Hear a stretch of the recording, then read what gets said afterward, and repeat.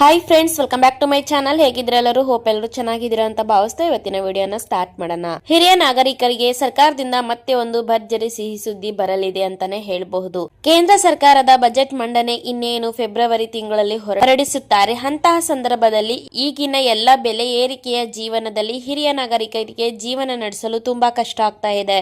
ಹಿರಿಯ ನಾಗರಿಕರು ನಿವೃತ್ತಿ ಹೊಂದ ನಂತರ ಅವರ ಪಿಂಚಣಿಯನ್ನೇ ತುಂಬಾ ನಂಬಿರುತ್ತಾರೆ. ಹೀಗೆ ಕೇಂದ್ರ ಸರ್ಕಾರವು ಮುಂದೆ ಬರುವ ಬಜೆಟ್ ಮಂಡನೆ ಹಿರಿಯ ನಾಗರಿಕರ ಪಿಂಚಣಿ ಹೆಚ್ಚಳದ ಬಗ್ಗೆ ಆಶಾಕಿರಣ ಮೂಡಿದೆ ಹಿರಿಯ ನಾಗರಿಕರಲ್ಲಿ ಅಂತಾನೆ ಹೇಳಬಹುದು. ಪಿಂಚಣಿ ಹೆಚ್ಚಳದ ಬಗ್ಗೆ ಮಾಹಿತಿಯನ್ನು ಕೇಳಿ ಬರ್ತಾ ಇದೆ.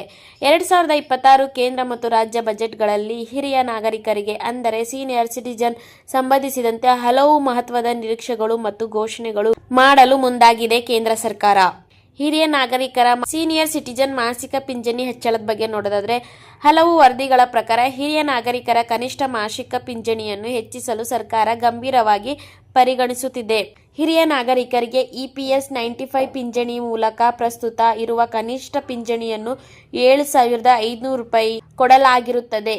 7,500 ರೂಪಾಯಿಯಿಂದ 9,000 ವರೆಗೆ ಏರಿಕೆ ಮಾಡುವ ಸಾಧ್ಯತೆ ಇದೆ ಎಂದು ಹೇಳಲಾಗಿದೆ.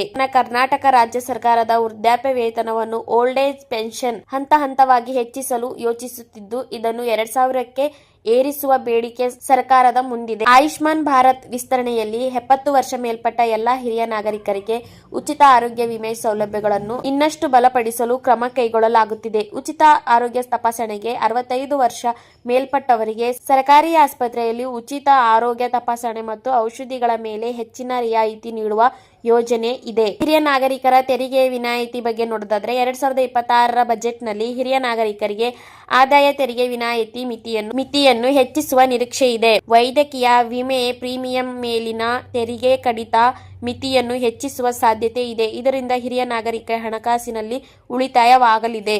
ಕೇಂದ್ರ ಬಜೆಟ್ ಸಾಮಾನ್ಯವಾಗಿ ಫೆಬ್ರವರಿ 1ರಂದು ಮಂಡನೆಯಾಗುತ್ತದೆ. ಅಲ್ಲಿಯವರೆಗೆ ಇವುಗಳು ಬಲವಾದ ನಿರೀಕ್ಷೆಗಳು ಎಂದು ಪರಿಗಣಿಸಬಹುದು. ಅಧಿಕೃತ ಅಂಕಿಅಂಶಗಳು ಬಜೆಟ್ ಭಾಷಣದ ನಂತರವೇ ಸ್ಪಷ್ಟವಾಗಲಿದೆ. ಆದರೆ ಎಲ್ಲ ಹಿರಿಯ ನಾಗರಿಕರ ಆಶಾಕಿರಣ ಹಾಗೆ ಒಂದು ನಿರೀಕ್ಷೆಯನ್ನು ಇಟ್ಕೊಂಡಿದ್ದಾರೆ ಕೇಂದ್ರ ಸರ್ಕಾರದ ಮೇಲೆ ಅಂತಾನೆ ಹೇಳ್ಬಹುದು. ಹಾಗೆ ಎಲ್ಲ ಹಿರಿಯ ನಾಗರಿಕರ ಆಶಯ ಕೂಡ ಹೌದು. ಹೀಗೆ ಡೈಲಿ ಅಪ್ಡೇಟ್ಗಳಿಗಾಗಿ ನಮ್ಮ ಚಾನಲ್ ಅನ್ನ ಸಬ್ಸ್ಕ್ರೈಬ್ ಮಾಡ್ಕೊಳ್ಳಿ.